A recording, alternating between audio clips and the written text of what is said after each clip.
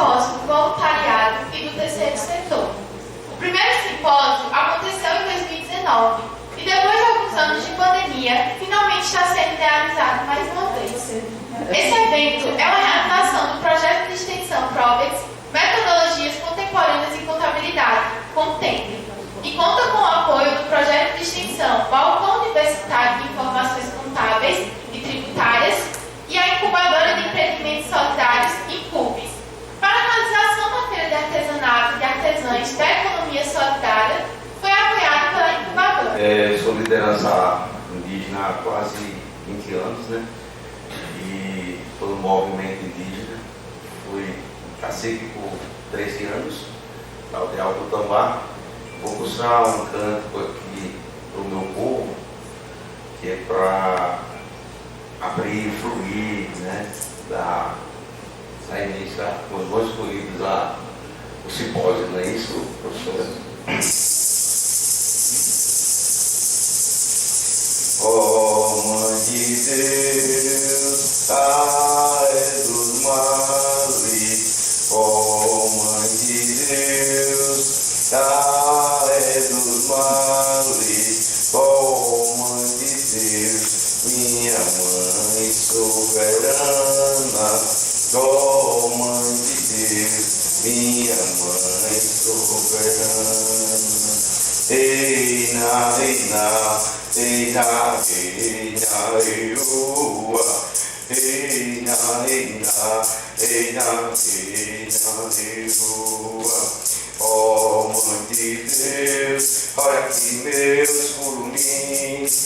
Oh, Mãe de Deus, olha aqui meus curumins. Eu sou Morubixaba, ela é Cunhataí.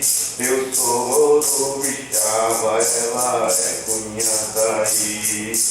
Ei, nha, ei, nha, ei, nha, ei, nha, ei, ua. Ei, nha, ei, nha, ei, nha, ei, nha, ei, ua. Oh, Mãe de Deus, Pai dos males. Oh, Mãe de Deus, Pai dos males. Oh, Mãe de Deus, minha Mãe soberana. Oh, Mãe de Deus, minha Mãe soberana. Ei, na, ei, na, ei, na, ei, na, ei, ua. Ei, na, ei, na, ei, na, ei, na, ei, ua. Né? Não existia uma formação específica para isso. A gente hoje está começando a ouvir falar, né? É a pedagogia no terceiro setor, é a contabilidade no terceiro setor, é o direito no terceiro setor. Então, assim, é muito atual isso, né? Então, há 15, 20 anos atrás, você não via isso. Era tudo muito assim, vamos fazer. Inclusive, existe alguns comportamentos, alguns pensamentos bem assim, o terceiro setor vai roubar, vai fazer isso, vai, né?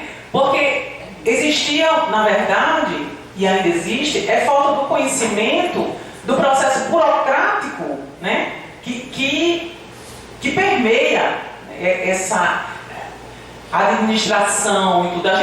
Muita gente está aí hoje, sabe o que está fazendo hoje. A gente tem aqui os exemplos, mas aprendeu ali no dia a dia. Não foi ninguém que veio ensinar, né? Na tora. E a gente aprende nessa perspectiva de erro e acerto, sabe? E é essa coisa também que a mestra na primeira fala dela, ela falou da questão da individualidade, né? A gente é educado para ser individualista, assim. Então, no terceiro setor isso também acontece. E que eu visualizo que isso também dificulta o nosso crescimento, né? Porque o crescimento, ele quando é individualizado, ele é... Como foi dito aqui anteriormente pelos colegas, é um setor que tem crescido, que tem despertado a atenção e mais do que nunca teve um papel preponderante nessa pandemia. Eu digo para vocês, sem nenhuma sombra de dúvidas, sem pestanejar, que se não fosse as organizações do terceiro setor, nós teríamos vivido um período pandêmico 3, 4, 5 vezes mais pior do que a gente viveu. Nós teríamos talvez até vivido uma crise de fato social, não só política, né, por conta muito do enfrentamento, da polarização que existe, que foi colocado, né, que existia então os ânimos muito aflorados, mas a gente viveria, sem sombra de dúvidas, uma crise muito maior, se não fosse as organizações do terceiro setor, Luiziane. Eu digo para vocês que a gente representa, faço parte da CUFA há 3 anos, e a nossa entrada na CUFA foi justamente no período de pandemia. Quando a nossa instituição, que é uma associação comunitária ali no bairro de Mussumário, quando a nossa associação se viu, de fato, sem nenhum apoio, sem nenhuma ajuda do poder público, e as pessoas clamando, e as pessoas passando dificuldades, as pessoas passando fome, e a gente não sabia mais a quem recorrer. E aí então foi quando a gente encontrou um trabalho que a CUFA já vinha promovendo durante aquele período, né? Passamos a fazer parte, e então durante esse período, durante quase esses 3 anos, nós tivemos, a gente conseguiu através de alguns benefícios que foram distribuídos à população, a gente conseguiu atenuar um pouco do sofrimento daquelas pessoas que passavam por uma situação maior de vulnerabilidade. Nós criamos uma gestão compartilhada desde o início da escola. A primeira pessoa que começou a cuidar entrou lá com 13 anos, e ela está desde 13 anos sendo preparada, né? E hoje ela já está com 30, e hoje eu não tenho que me preocupar com mais nada, porque o bom mesmo de velho é não se preocupar com nada. Tem menino novo para fazer. Então, lá na escola nós temos essa gestão compartilhada, onde eu tenho 100% do meu poder, como presidente, como fundadora, como criadora, idealizadora, como diz Raquel, de tudo isso, mas eu só tenho 10% do meu mando. Então, se eu quiser comprar uma vassoura, com o meu dinheiro, eu tenho que perguntar a Raquel. Aí Raquel faz uma lista de perguntas. Eu só compro minha vassoura se eu conversar com todos os outros diretores depois e ir lá já com... Não é isso? Mas é um espaço de vida muito rico, muito criativo, muito intelectualmente muito criativo. Eu acredito que é um espaço que a universidade ainda não alcançou para ver como, para trabalhar gestões, como cada lugar desse gesta a sua cria. São muito, quando eu vou, às vezes, a algumas reuniões, que hoje eu não vou mais, no início eu tinha esse desejo de juntar o terceiro setor, né? Que nós nos irmanássemos, que na hora que eu fizesse um projeto, eles estivessem ligados com o dela e com o dele, para que a gente pudesse trocar, interagir, né? Que eu pudesse contratar os dela e ela pudesse contratar os meus, né? Para a gente criar uma nova forma de viver esse lugar, que diz que é o lugar de pobre, né? Mas não existe esse lugar de pobre, né? Porque até a pessoa miserável que está na rua uma hora dessa com essa chuva, ela é rica, porque se ela não morreu, ela é rica, porque ela é forte, né? Ela tem criatividade para atravessar essas ruas, essas noites frias e continuar viva, e muitos deles morrerem velhos. Então são muito inteligentes e têm muita força, que é o que nós temos no terceiro setor. Eu sempre digo que eu aprendo muito quando eu estou fora da sala de aula. Tem algumas professoras aqui que foram minhas professoras. E eu digo, eu tenho aprendido muito mais quando eu estou lá com o Vitor, quando eu passei pela mestra Doci, né? Eu não vou voltar mais para você, mas a universidade ela precisa urgente dialogar com os movimentos. E aí me permitam fazer algumas correções quando vocês falam assim, a universidade precisa trazer as metodologias para cá. Gente, eu aprendi já com a Aline Lima, que é a atual presidente da CUFA. Eles têm uma tecnologia social que me permita. Nenhuma universidade vai ter. Porque a gente não consegue acompanhar. Vocês estão vivenciando dia a dia. Porque as demandas estão ali na ponta, onde vocês estão atuando. Certo? Então a gente precisa, de fato, certo? Nós, professores, dialogar. Né? E a gente precisa trabalhar um conceito bem interessante, que é a contabilidade dialógica. Que é isso que a mestra Doci falou tanto para a gente. Olha, nós temos aqui representante do Conselho Regional de Contabilidade, que também fiz parte. A gente precisa bater a porta desses órgãos, já que a gente tem esse poder de entrar, né? De falar, de levar essas demandas que o terceiro setor tem e que às vezes não tem o acesso. Outra correção me permita, o poder não está neles, o poder está na gente. Mas aí precisa. Mas ele tem um negócio maravilhoso, tira um papel. Isso. Então, quando a gente... Exatamente, eu concordo com a senhora. Mas assim, a gente precisa entender que quando a gente se une, quando a gente leva essas demandas, o poder está em nossas mãos. Os tipos de voluntários. Nós temos aqui muitas pessoas, mas cada um é de um jeito. Né? Cada um tem um sentimento de voluntário dentro de si. E se estão aqui no evento, é porque querem escutar algo a respeito disso. Que é interessante, que a senhora falou, desculpe seu nome. Mestra Doci falou muito lindamente, né? Que a gente tem que trazer mais esse sentimento aqui para dentro da faculdade, né? E eu costumo dizer que o voluntariado é ser altruísta, né? É uma palavra bonita, muitas vezes até complicada, e é um nobre sentimento. A pessoa altruísta se doa para o próximo sem esperar nada em troca. Como é difícil isso, gente? Como é difícil. Né? Hoje a gente se depara com muita dificuldade em ter voluntários no CRC. E ter voluntários que se comprometam. Porque não é dizer, quando eu sair daqui, chegar ali para mim, para Giovana, para Terezinha, e dizer, olha, eu quero participar. Tudo bem, mas você tem comprometimento? Eu não quero 100% do seu tempo. Até porque a gente tem, principalmente nós que somos mulheres, não é que os homens não façam nada, certo, meninos? Mas as mulheres, elas têm dizer assim, atividades mais dinâmicas. Então a gente tem que se dividir entre o trabalho de mãe, quem é mãe, né? E não é fácil.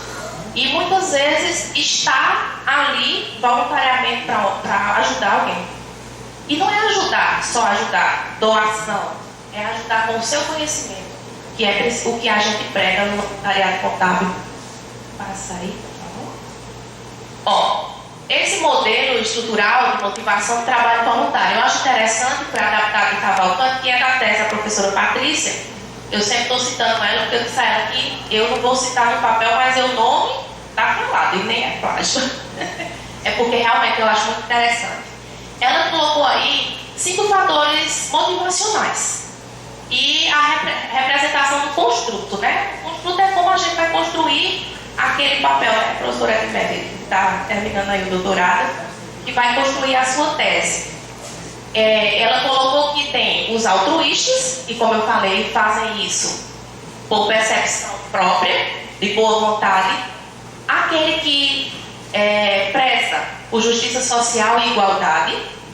Aquele que preza por afiliação, que são motivos vinculados à avaliação subjetiva da contribuição do bem-estar, por aprendizado, e aqueles egoístas, que congregam motivos centrais em sensação de privilégios, status de proteção, estando voluntariado interessado na construção do projeto de autoimagem.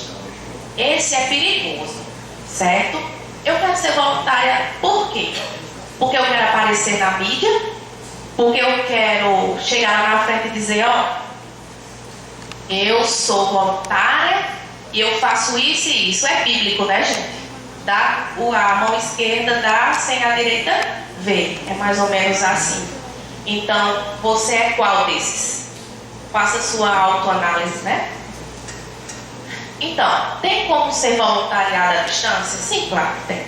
Né? Tem muitas, hoje com a liberdade da tecnologia, a gente sabe que se faz qualquer curso à distância, menos os de saúde médica, né? E é só ter atitude, vontade de fazer, mudança de pensamento, quebra de paradigma, união, que é o principal. E mais principal do principal, doação. Eu não quero 100% do seu tempo. Eu quero que você possa disponibilizar para mim. Eu que estou precisando de uma ajuda, de uma orientação, às vezes meia hora do seu tempo que vai lhe custar. No terceiro setor, sem falar um pouco da lei específica mesmo, mas o terceiro setor caracteriza-se como organização social da sociedade civil sem fins lucrativos, com foco no interesse público. Portanto, esse novo setor complementa e harmoniza os dois primeiros e traz à sociedade organizações dispostas a atender seus anseios. Quando a gente fala terceiro, pela lógica, se tem terceiro, tem primeiro e tem segundo. O primeiro é o governo e o segundo o comércio. E o terceiro setor ele complementa os dois. Pode passar. Em sua essência, o terceiro setor engloba as associações, as fundações e as organizações religiosas. Esses são os principais. Associações, fundações e organizações religiosas. Eu ouço muito também, não sei se Terezinha escuta, quem trabalha com o terceiro setor, chegar a dizer assim no escritório: eu queria constituir uma fundação, ou eu queria constituir uma associação, e às vezes não sabem nem o que estão querendo constituir. E cada um tem uma particularidade específica, cada um tem a sua norma e o seu conceito. Então cabe a gente orientar qual é a melhor opção para aquele grupo de pessoas que às vezes chegam no escritório: eu queria montar uma sociedade para cuidar de animaizinhos de rua. Eu vou constituir uma associação, uma fundação, uma organização religiosa. Tudo depende do propósito e do que a associação, ou a fundação, ou a organização religiosa pretende com uma sociedade. Outra coisa que se fala muito é constituir um instituto, como se instituto fosse uma coisa separada dessas informações. Eu só consigo constituir uma associação, uma fundação ou uma organização religiosa. E o ponto para a organização religiosa é no sentido, é só igrejas? Não. Organização religiosas são todas as instituições que trabalham de alguma forma com cunho religioso, não necessariamente só igrejas. Pode passar. As entidades do terceiro setor são regidas pelo Código Civil, a Lei 10.406, isso aqui é só informação para você saber que a lei que rege e que existe uma lei específica do terceiro setor. E agora a contabilidade. E a contabilidade no terceiro setor? No Brasil, o terceiro setor tem crescido a cada dia e logo suas obrigações contábeis e fiscais também têm sido aprimoradas para auxiliar, fiscalizar e acompanhar todas as movimentações. A contabilidade do terceiro setor é tão importante quanto no primeiro e no segundo. Só para vocês terem uma ideia, eu tenho uma associação hoje que a contabilidade anterior, por desconhecer o terceiro setor, não entregou a ECD.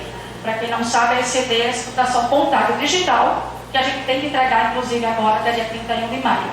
E essa associação, quando eu recebi, estava com uma multa de R$1 milhão pela ausência da entrega de ECD dos últimos 5 anos. Então, vejam a importância que é a gente conhecer a contabilidade do terceiro setor. O que é conhecer uma associação, não é simplesmente só fazer por fazer. A gente tem que conhecer o que a gente está se propondo e o que a gente está fazendo.